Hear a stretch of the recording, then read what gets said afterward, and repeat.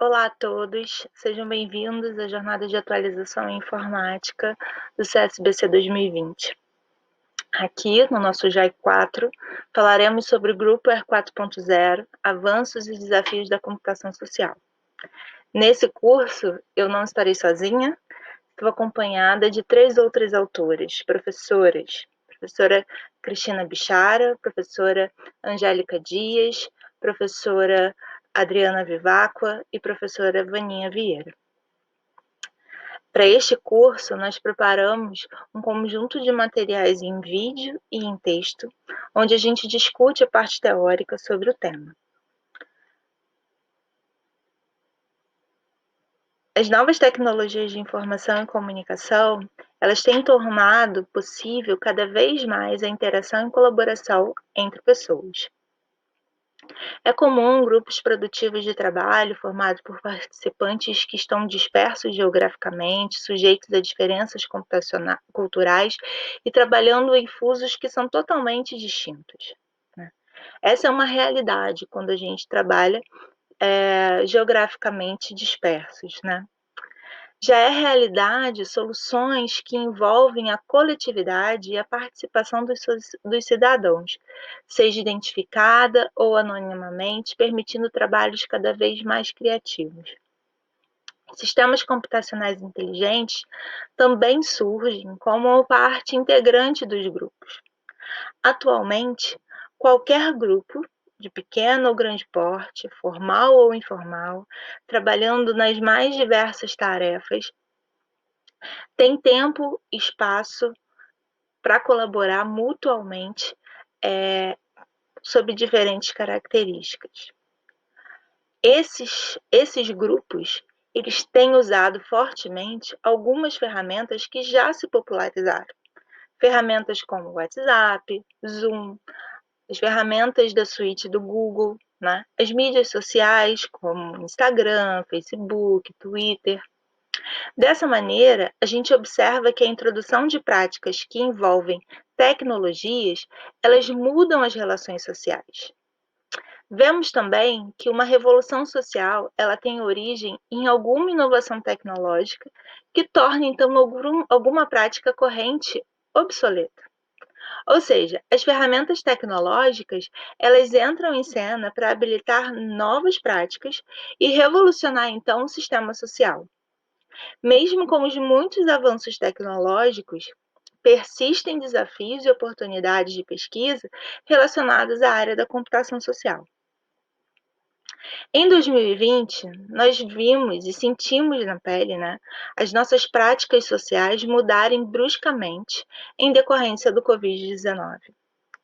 Vimos com isso que as aulas, sejam nas escolas, sejam em institutos de pesquisa, sejam nas universidades, elas precisaram ser suspensas. E muitas delas só assumiram o ensino online um tempo depois que conseguiram se reestruturar para isso. Vimos também academias fechadas, restaurantes que tiveram que investir nos seus serviços de entrega.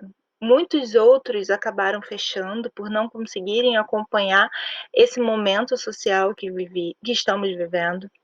Vimos também que as empresas elas estão trabalhando em home office. Muitos desses profissionais precisaram adaptar a sua vida para que então conseguisse trabalhar de dentro de casa. O transporte público passou a permitir apenas viagens sentadas. Os voos foram cancelados. Muitas empresas aéreas finalizaram por um bom tempo as suas atividades no Brasil, né? Como consequência disso, nós vemos que as soluções colaborativas elas foram praticadas, né? A fim de combater essa mudança social que foi necessária. Práticas envolvendo sistemas colaborativos, redes sociais, as mídias, serviços em nuvem, mobilidade, ubiquidade, web social, né? As próprias organizações em rede se tornaram cada vez mais relevantes e foram observadas com cada vez maior força, né? Mas mesmo com os muitos avanços tecnológicos, as muitas atividades de inovação, persistem ainda desafios e oportunidades de pesquisa que são relacionadas à área de computação social. A computação social, ela se refere a qualquer aplicação onde o software ele é intermediário, ou o foco está necessariamente no relacionamento social dos indivíduos. Essa definição, ela é suficientemente abrangente, né, para incluir desde a comunicação entre pessoas em ambientes de compartilhamento, seja em ambientes de gamers, de fóruns, as próprias salas de aula, até o desenvolvimento colaborativo de software, desde o trabalho formal até o entretenimento.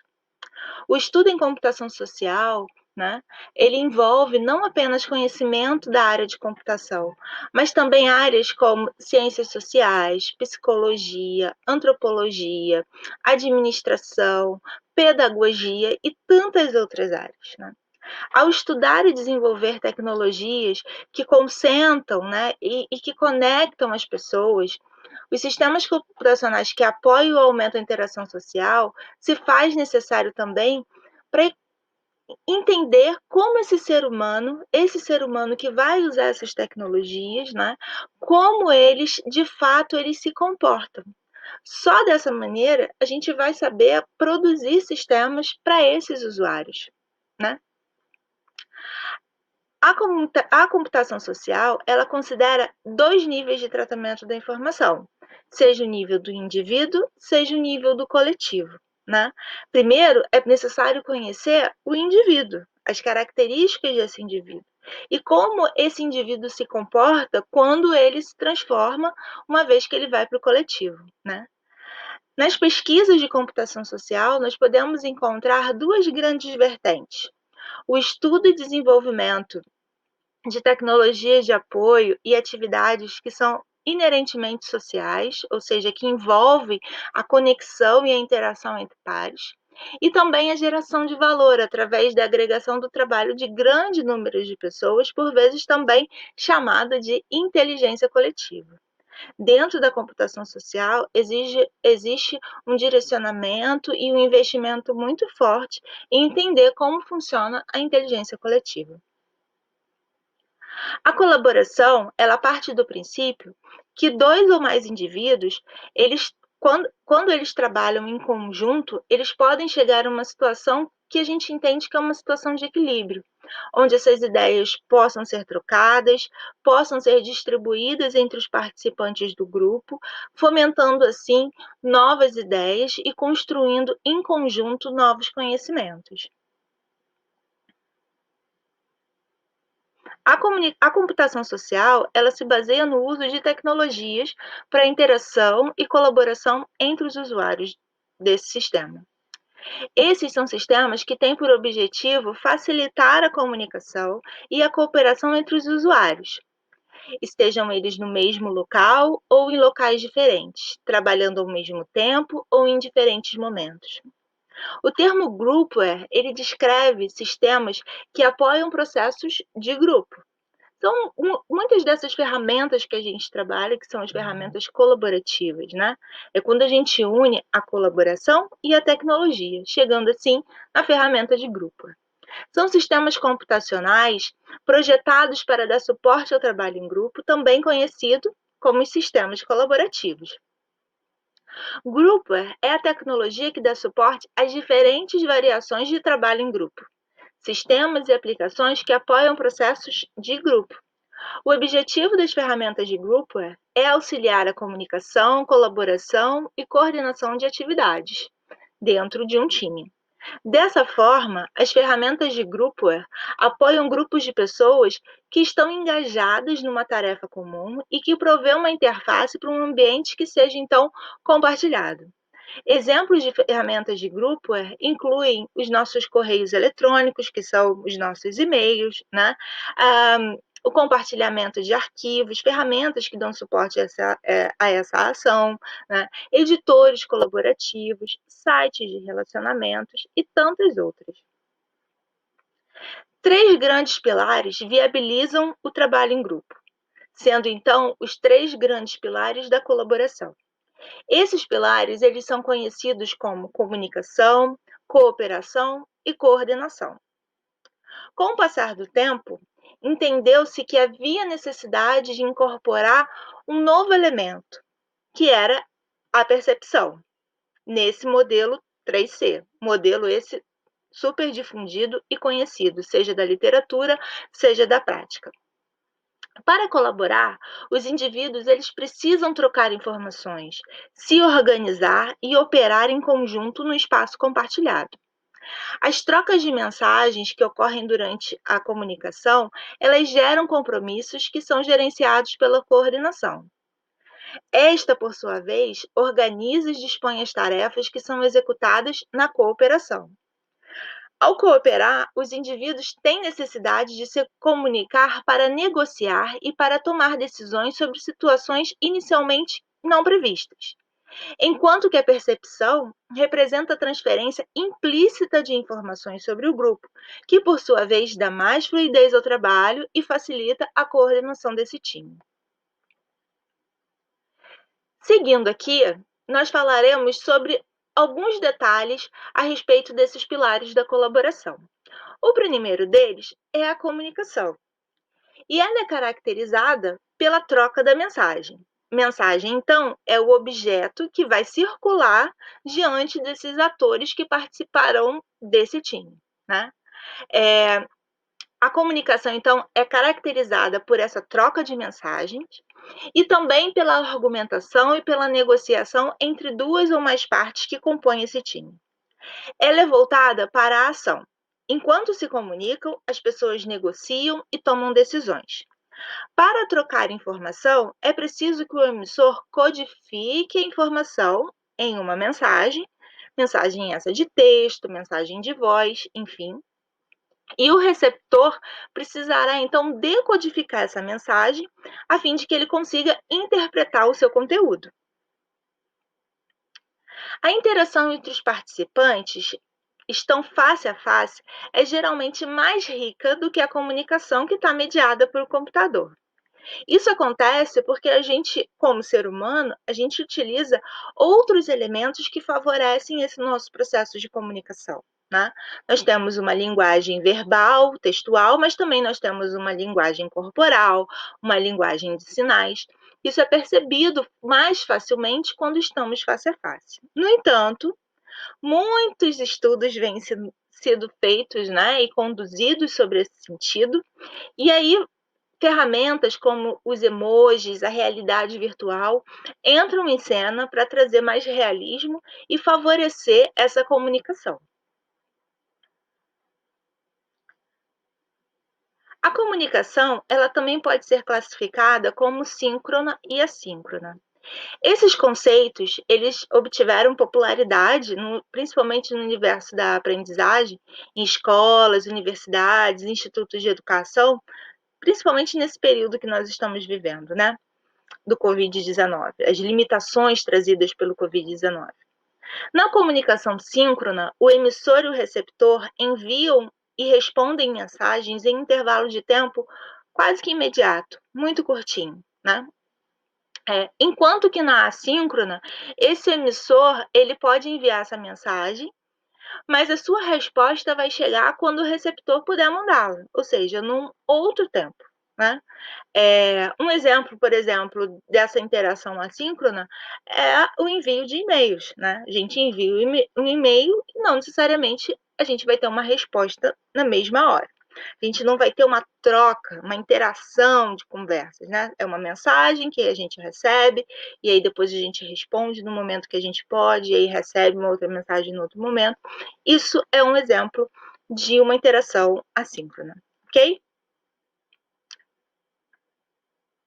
A cooperação, ela é caracterizada pela atuação conjunta de atores em um espaço compartilhado. Ela, então, é o segundo pilar do modelo 3C que nós vamos falar nesse vídeo, né? Nela, os participantes da execução da tarefa, eles precisam ocupar o mesmo espaço, que pode ser um espaço físico ou um espaço virtual, ao mesmo tempo ou em tempos diferentes.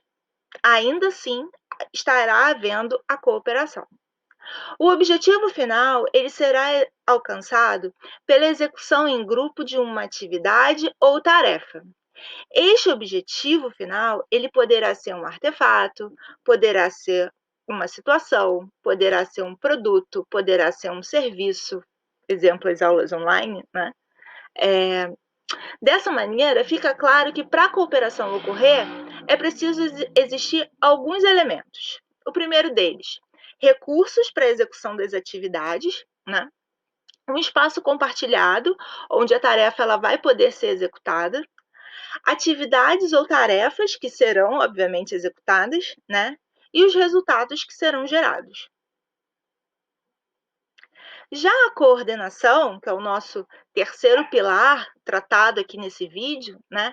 Ela é caracterizada pelo gerenciamento de pessoas, atividades e recursos.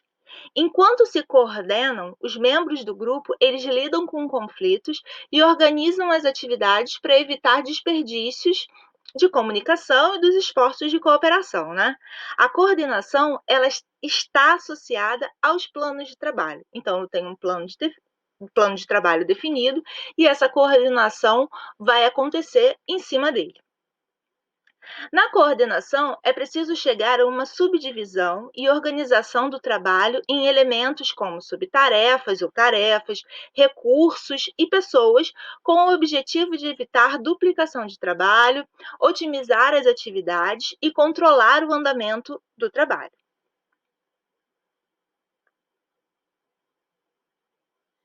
A coordenação é necessária porque normalmente existe interdependência entre atividades do grupo. E dessa maneira se faz necessário definir os papéis, sejam esses papéis temporários ou permanentes dentro do grupo, né?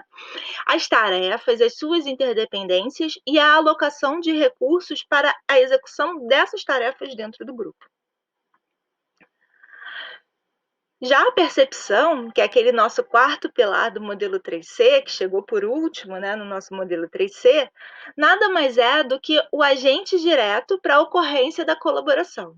Vocês mesmos observaram que enquanto eu falava sobre coordenação, cooperação e comunicação, era difícil falar sobre esses tópicos sem mencionar a percepção. Por quê? Porque a percepção é o elemento que vai fazer com que todos esses pilares de fato aconteçam, né?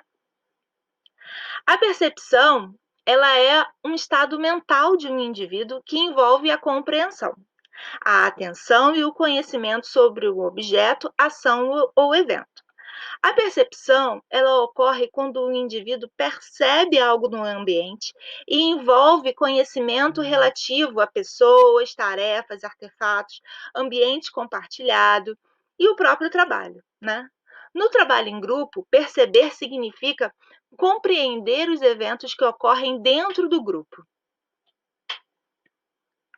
Seguindo aqui, nós vemos que as informações da percepção, elas normalmente elas estão encapsuladas dentro de uma mensagem. Então, tá aí o objeto comunicação, mais um pilar envolvido, né? Essa mensagem ela é transmitida sob a forma de um evento. Essas informações que estão dentro dessa mensagem, né, elas são respostas ao framework 5W1H, muito conhecido, né? Que é então apresentado aqui nesse slide. A percepção ela é alcançada quando os participantes recebem a mensagem, processam essa mensagem, compreendem o que ela quer dizer e internalizam essa mensagem, né? Seguindo, nós vemos que a percepção ela é um fator que é determinante para que a colaboração de fato aconteça dentro de um grupo, como a gente acabou de conversar, né? Ela reduz o isolamento e a solidão no trabalho dentro desse time e permite com que esse grupo e os indivíduos que o compõem se tornem cada vez mais engajados. A percepção das atividades dos outros dentro desse grupo leva o indivíduo a entender melhor as suas próprias atividades, as suas próprias práticas, né? E que realize todas essas ações em função de produzir resultados que sejam mais relevantes para esse grupo. Ao trabalhar com o princípio da percepção, nós temos vantagens e desvantagens, né? Alguns benefícios são possíveis serem pontuados aqui, né? As vantagens, elas são muito comuns, como tornar a colaboração mais eficiente, evitando a duplicidade de trabalho, reduzindo os conflitos e promovendo a autogerência. Evitar que o usuário se concentre em atividades que sejam individuais, especialmente aquelas atividades de interações assíncronas, né? Aqui nós estamos preocupados em exercer o trabalho em grupo. Além como benefício, nós vemos o fato de ampliar a memória do grupo, né? E também medir a qualidade do próprio trabalho desenvolvido por esse grupo. Como desvantagens, é possível destacar alguns elementos, que é a sobrecarga de informação. Se eu trabalho num grupo com diferentes pontos de vista, né, fazendo o levantamento de diferentes materiais, precisam concatenar todos aqueles dados, transformando aqueles dados em novos conhecimentos, isso pode gerar uma sobrecarga para esse indivíduo e também para esse grupo, né? Intrusividade, violação de privacidade, né? Os indivíduos que compõem o grupo podem acabar perdendo sua individualidade e isso também não é interessante. O modelo 3C, ele fundamenta o desenvolvimento e projeto de muitas ferramentas de grupo. Não é novidade que muitas das ferramentas conhecidas por nós, né, apresentam ações que estão baseadas no modelo 3C. E aqui no slide a gente vê algumas dessas ferramentas, né? O Skype, que é uma ferramenta típica de comunicação, mas que tem as suas estratégias de coordenação e de cooperação também. O Zoom, o Discord, o Google Docs, né? São ferramentas onde a gente observa claramente os conceitos do modelo 3C sendo aplicados. As ferramentas de grupo, elas podem ser classificadas como aplicativos de múltiplos propósitos, gestão de projetos e recursos, gestão de tarefas, de fluxo de trabalho, troca de mensagens em equipe, como a própria ferramenta Slack, né, super conhecida, e aplicativos de Kanban, né? Maiores detalhes sobre a teoria do nosso curso já é possível que você encontre nos demais vídeos que estão sendo produzidos para esse curso e também no nosso texto teórico que está sendo produzido para o livro do JAI do CSBC 2020. Nós agradecemos a sua atenção até aqui, né? E nós, autoras, nós estamos abertas para novas interações. Nós somos pesquisadoras da área de colaboração e, portanto, a gente preza a colaboratividade e as interações em grupo, né? Dessa maneira, a gente convida você a acessar o material que foi mencionado no slide anterior, os demais materiais produzidos para o JAI 4, né, do CSBC 2020, e a gente deseja que você possa aproveitar da melhor maneira possível a jornada de atualização informática, principalmente no nosso JAI 4. Até breve, pessoal!